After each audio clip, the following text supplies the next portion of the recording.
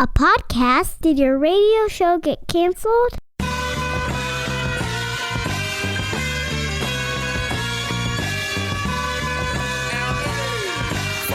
Fire.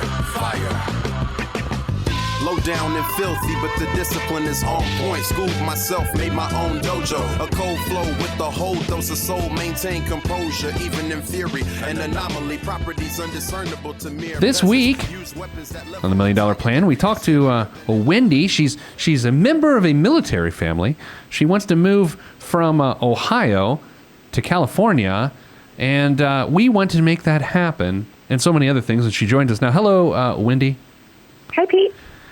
So you're a military family. That can mean a lot of things. It can mean you're the mom of a person in the military. It means you're in the military. It means you're significant other. What is the exact nature of you being a military family? My husband is in the military. He's active duty Air Force. Active duty Air Force. We won't get into the details of specifically what he does, but I will say this. Thank you for his service and for sharing him with our country. Oh, thank you. It's always nice to drive by the Air Force Academy when you're in Colorado Springs and just see that's such a cool place, you know. I'm sure you've been there a million times, right? I have been there 0 times. Really? Yeah. I've been to a total of 3 bases my whole life. Oh, well, I'll tell you. It's beautiful. So what are we doing today? What are we hoping to accomplish in our time together? Okay, so I think that our financial situation, our life now is in really good shape, but the problem is he's going to get out of the military relatively soon, and we are going to move. Our plan is to move back home to California, where everything is insanely expensive. Okay. And I'm just a little worried. We're both looking for jobs out there, but you know, he's in the running for 2 jobs potentially that he could get there, and he has a pretty good feeling about them. I've been applying for a while and still looking. So my concern is that we'll move out there. We'll have to cut our income, maybe by half, maybe more, and I don't know exactly how we'll make that work.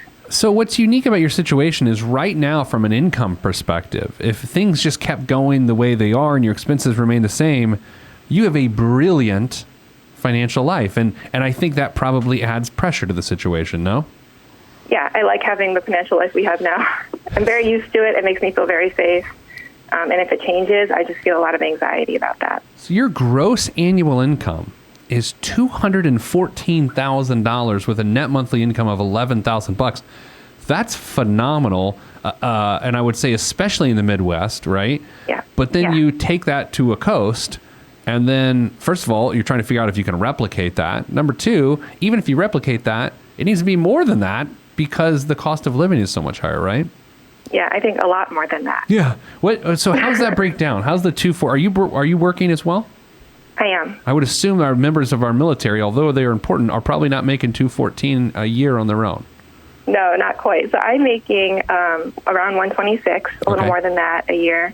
His salary is around $65, but then we also get base housing allowance and some other funds as well. So that brings him up to closer to 85 or 90. I always like when people say around, and then the next thing they say is a very specific number, like 126. It's like, oh, okay. Well, I mean, sure.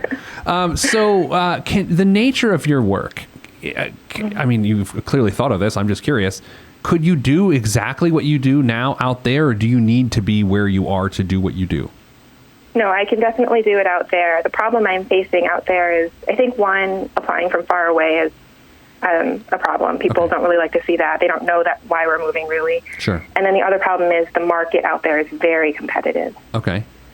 So finding a job with all the other candidates out there is difficult. What sort of field? I mean, you don't have to get super specific. Now, I'm just curious now. What sort of field are you in?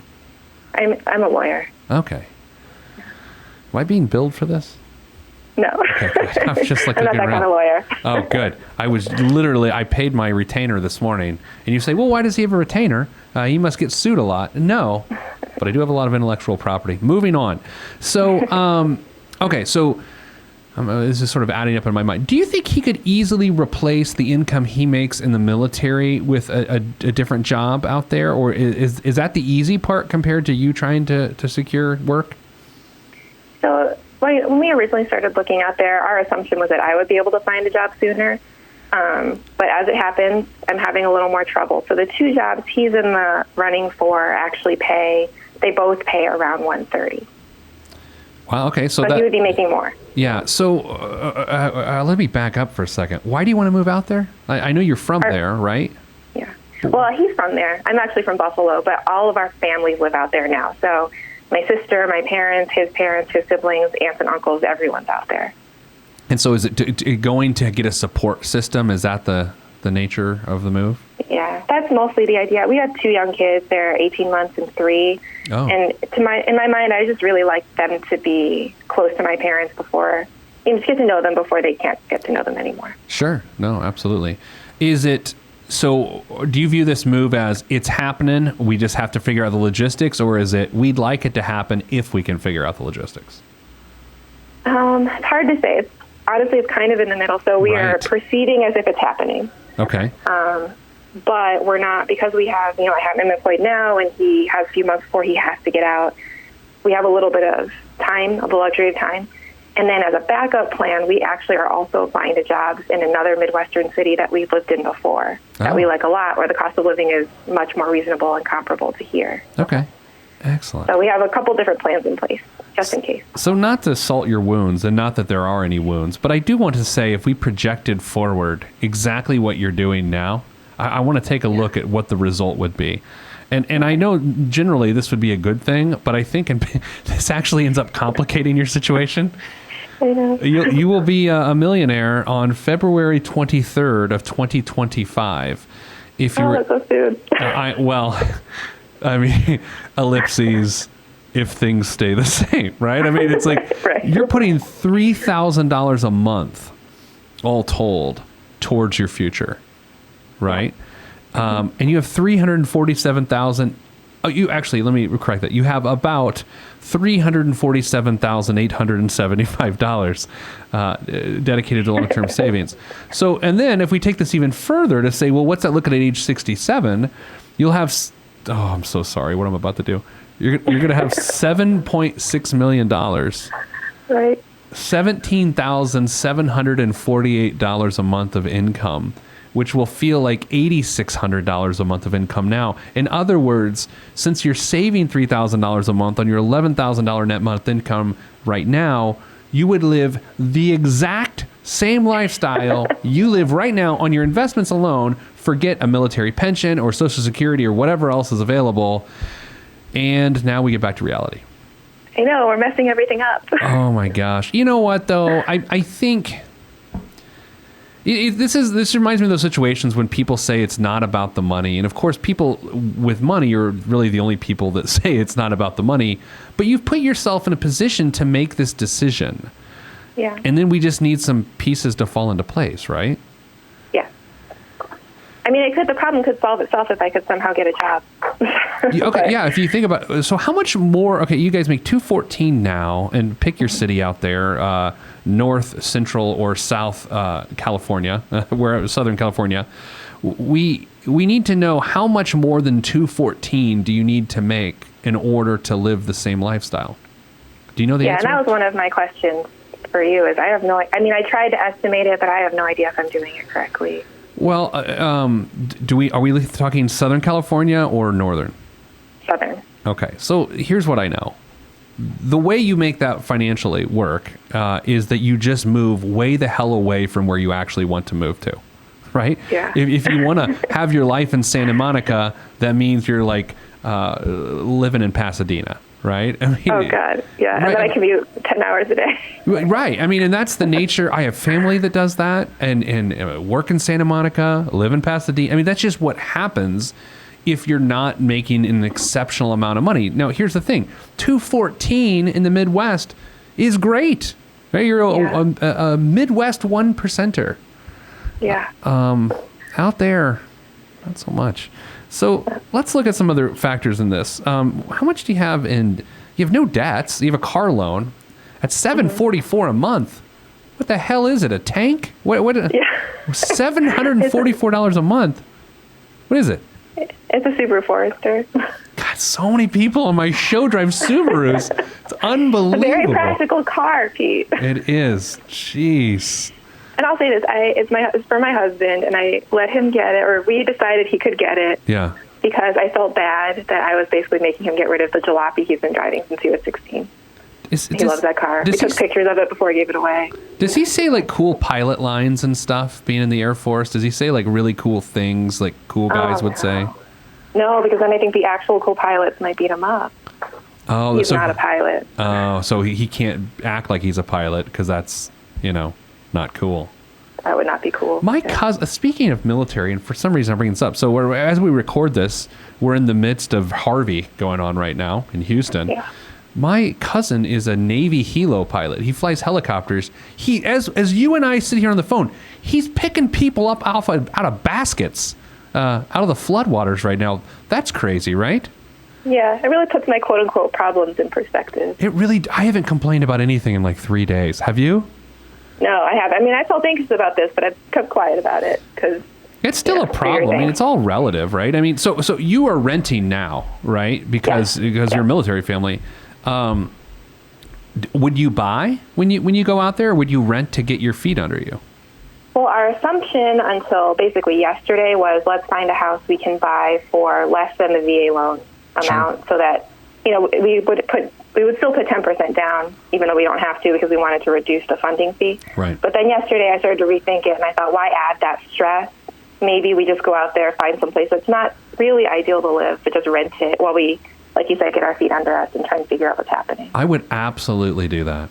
I mean, you want to, how, maybe this is you know how people tend to like get a new job, have a baby, get a new car, move all at the same time. You know how that stuff always happens at once? Yeah, we did that. I know. So do we. Like, the same. It always happens. You can prevent that by renting at least for a year while you're out there. Plus, to prevent you from doing the whole Pasadena work in Long Beach thing, right? I mean, you can maybe rent instead of try to become a homeowner, which would then, of course, push you further east or north, right? Yeah, and that's the other thing, too, is neither of us has ever purchased a home before, so that whole process is also on its own very scary to us. What's that show, House Hunters or whatever, where you could be like a bracelet designer and he can be a basket weaver, and you're like, our budget's $1.9 million or something like that. Exactly. I can't watch those shows. Yeah, So let's try to rectify some things as they come along. I would 100% endorse the idea of renting. I think buying a house the second you get out there is a giant mistake. Too much pressure. Okay. I do wonder, though, how much money a month do you really need to live? Because if you're making $11,000 a month, how much of that $11,000 a month are you not spending? Because it's not the whole $3,000, because that's coming out of the gross. So how much of the $11,000 are you really living on right now? Yeah, so the $11,000 is what we're spending after we've contributed the $3,000. Right. Okay. And then I actually did this Monday in preparation for this call. I went back and I looked at all of our expenses for the last 12 months, and our average spend for the last 12 months was a little over $8,600. Okay. So $2,400 it would be the surplus, the average surplus.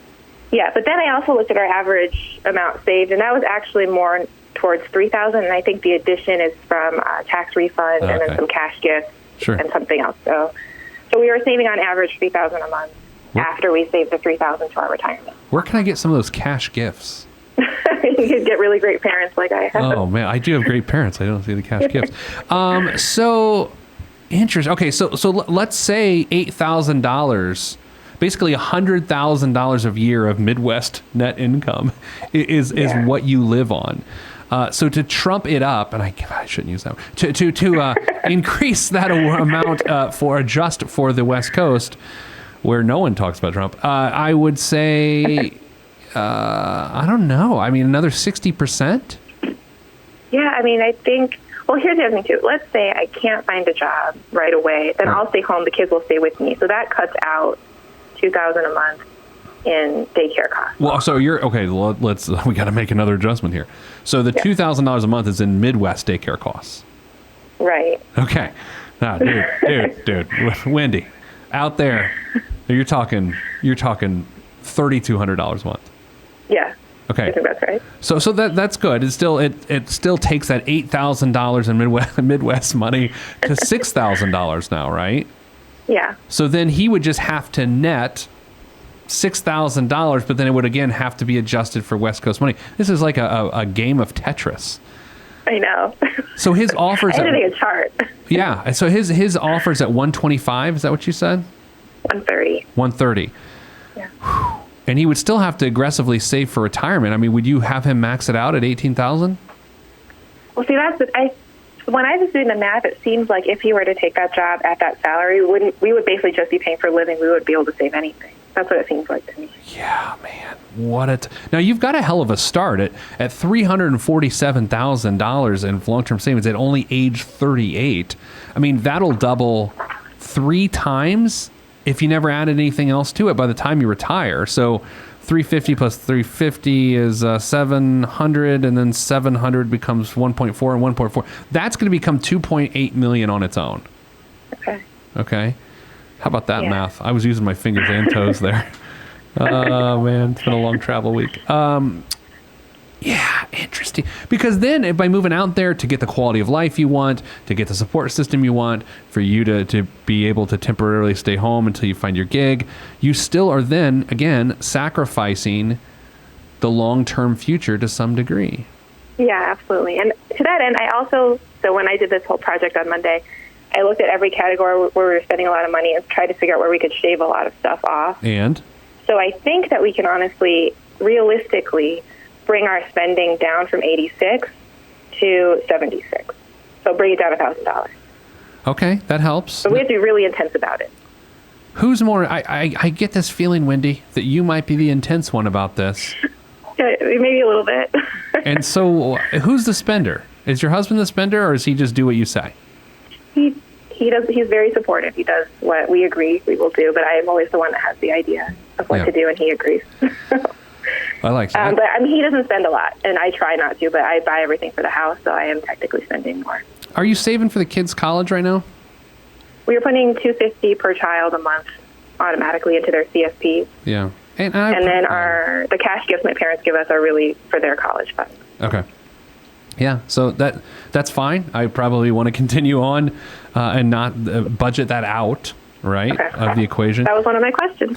Yeah, you've got $30,000 in savings right now, and if you were to rent, then that wouldn't be down payment money. But do you view that as future down payment money potentially? Which money? The $30,000 in savings. Oh no, we have $80,000 in a down payment fund. Look at this. So that $30,000 really is if it hits the fan. Yeah, so you're good to go. Yeah, I love your situation. Like this is one of those. It really isn't about money. It's if you can make the jobs work, because I think you can probably adjust your lifestyle at least for a few years. I mean, that's the other thing. You guys are young. The kids are young. Everything doesn't have to work perfectly for the next 3 years. I mean, you can have some less than ideal economic conditions and survive it just fine for 3 years. Yeah, I just hope I find a job sometime in the near future. Right. I mean, everyone loves lawyers. They love talking to them. They love telling jokes about them. It's great. We're everyone's favorite. Yeah, we love them. What else? You guys have life insurance? I'm going to ask that. Yeah, so I'm prepared. We have, we both have life insurance through work. I have, 971. Okay. And he has the SGLI Max, which I think is somewhere around 3. And then because of your show, actually, we just applied for a term life insurance for $1 million each. Okay. He was approved, so he has that, and then my application is still pending. Did you mean to say, and I don't want to mansplain this, but did you mean to say that you have about 971,000 through work? I have 971,000. And then I assume, since you have the ability to do this as an attorney and the wherewithal and the knowledge, if not you could seek the knowledge, you probably have final documentation, correct? We do. Although we haven't updated it since we had our second son, but our first set says, all subsequent issues, so I think he's covered. Awesome. Yeah. So, this requires a leap of faith, does it not? A little bit. I need to be a little more comfortable with not having the level of savings we've become accustomed to, I think. But let's be honest here. Sometimes we get lost in the shuffle of money and numbers. The reason you did that is just to put yourself in a position to make a decision like this. Yeah. Right? I mean, we don't do it for any other reason than so we can live life. And that's what you're trying to do. You're trying to improve your quality of life, not from a lifestyle standpoint, from money, but with family and being where you want to be. Although the Midwest is pretty great. Yeah, I mean, we don't love it exactly where we are right now, but we really do love that other city we're looking at. So Sure. it's kind of a hard decision. I'm in the running for a job there. He's in the running for a job in Sure. in California. Well, I know where you're talking about. Right, obviously. I think Yeah. so.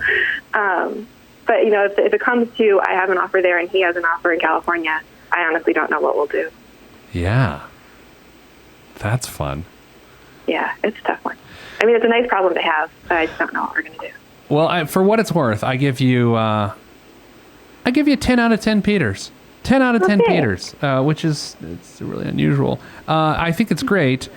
You're doing a great job, and it's going to require, for a numbers person that likes details like you, this is a leap of faith, and I think that's what you're trying to get your head around. Yeah, I think so. So anything else I can answer for you before I let you go?